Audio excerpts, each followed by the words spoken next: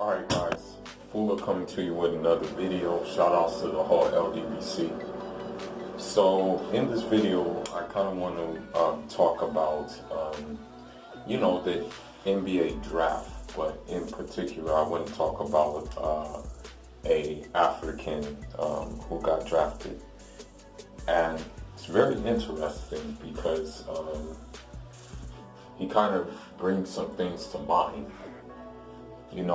I have a feeling that this guy, and I could be wrong, and it could be premature for me to, go into detail about it. But, first and foremost, I'm sorry that I show bias towards African athletes. It's just, I'm an African myself, so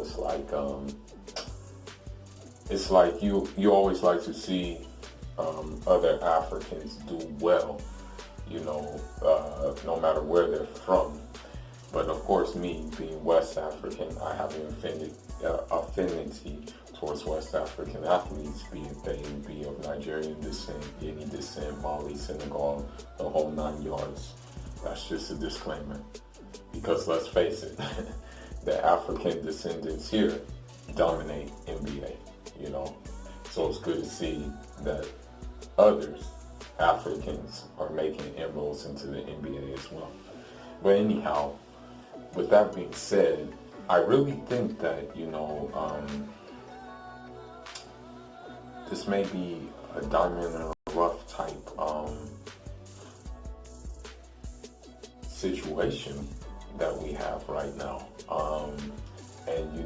It kind of has me thinking about certain comparisons. Now, granted, he was chosen 58 overall in the NBA draft, second round pick. He was first chosen by the Golden State, but then the Golden State traded him to the Utah Jazz. And I can see that trade making sense because, as I said before, even if Kevin Durant does leave Golden State, they still got so many weapons. So it's like, okay, you're just going to add another shooting guard that may not even get a look in. So that wouldn't even make any sense. They need different faces of the game. And shooting is something that they don't lack right now at all. So this was a logical, smart thing to do. Now, what I will say is this. His name is Miyi Oni, and it's short for Olumiye because he's of Nigerian descent. Now, the interesting thing about Miyi Oni is the simple fact that he came from a relatively small school. As far as his high school is concerned, he came from a real small school in Calabasas, California. And to be honest with you, he was not really heavily recruited.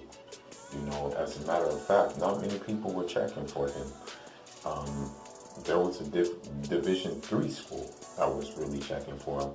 But seeing that he had a gift of intellect as well, he opted for Yale. So he went to an Ivy League school.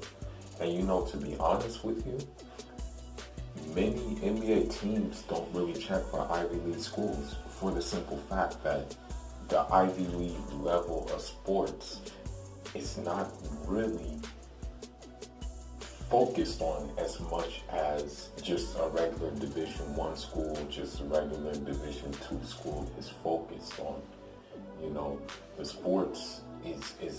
The sports is secondary, and the education, the internships is primary.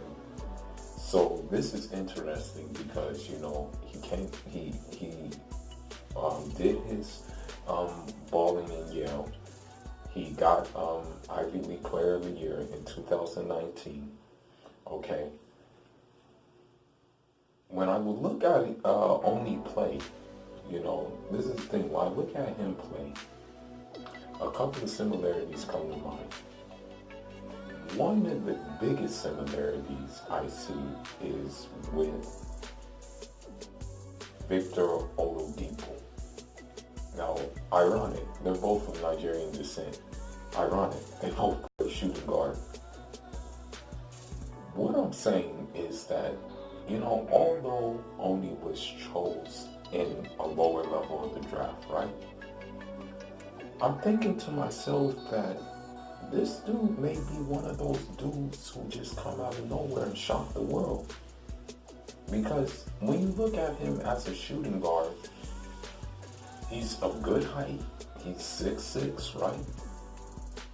He's kind of like I want to say he's kind of what's the word to use? He's kind of stocky. He's kind of like a stocky shooting guard. He's not as long as other shooting guards are as far as being rangy, but he's like stocky. And so he still has a lot of athleticism. So with that being said, now granted, Ivy League is Ivy League and NBA, let's put it that way. I mean, let's be honest, we gotta look at the level of competition he played against in NBA. Against in Ivy League. Now, of course, it may take time for him to transition to adopt and adjust to the NBA game. We know that. That's a no-brainer. But if he can do that with his frame and all the particulars involved, I think this guy is sixth man of the year. Potential a sixth man of the year waiting to happen, basically, from what I see of him and what kind of attributes he has. I mean, when you look at his highlights, he gets to the he gets to the basket effortlessly. When he wants to drive that wheel, he drives that wheel. Now, the one thing he'll probably have to improve upon NBA is that what I notice about his long range shot is he's kind of a plant and shooter. He needs to be a catch and shoot, like just quick release, like boom, very quick release. He's gonna need to work on that. As far as one-on-one offensive skills go, he does have good handles. He can take his guy off the dribble and whatnot and do what it is that he needs to do.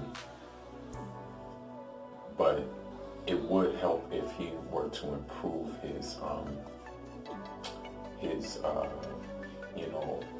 one-on-one skills. That would be a great wrinkle in his game.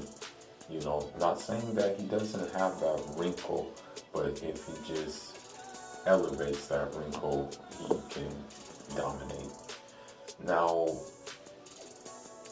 the thing is, he and Victor Oladipo share very similar characteristics. Now, the one thing that may be the X factor, this is the one thing that I'm thinking to myself that may give him the edge over Victor Oladipo. And this is no disrespect to Oladipo, none at all. But if Oni is not injury prone, guess what? Sky's the limit for him if he can make this transition successfully. But, he's going to have to control his driving to the basket because these NBA guys are bigger, stronger, faster, the whole nine. And especially, comparing them to an Ivy League players, like comparing apples to oranges, there's no comparison basically. But I think he has what it takes to do that, make that transition. And if anything, what I'm looking at right now and what just the wrinkles in his game and how he plays, if he basically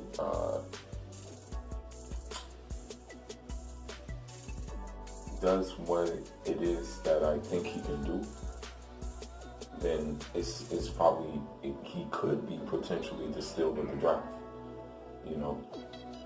That's what it could look like. Now, I want to add one more thing about this. The only thing I'm thinking is that, you know, he's 6'6", okay? So he's a tall guy. Now, there's two things he could do that I'm thinking. The first thing I'm thinking is, number one, he can learn how to play some points. That way he can maximize his minutes. That way he can be versatile, even more versatile. Number two, Donovan Mitchell can play some point because right now they have him listed as a shooting guard. Now, I don't know if Donovan Mitchell would want to forego his, how should I say it, forego some of his scoring in order to accommodate Oni. That's what I don't know, because in the NBA, man, let's just face it, you got egos. Everybody got an ego. You know, even if you're on the same team for the same purpose, egos still collide, right? But if Oni decides and learns how to play some point, or Mitchell decides and wants to play some point, then this could be one of the best 1-2 punches in the NBA. You know, if things go the way that I think they can potentially go. But anyhow, you know, I just want to touch on a little bit of NBA draft stuff, man. You know, we're doing some great things, man. I just wish we could do the same things at home, man. But, you know, if we have to do it abroad, we have to do it abroad. And that's all I got, man. Leave your thoughts, leave your comments. Let me know what you think about this NBA draft. If you think it's a good class of players that were drafted. Fuller signing out. Enjoy.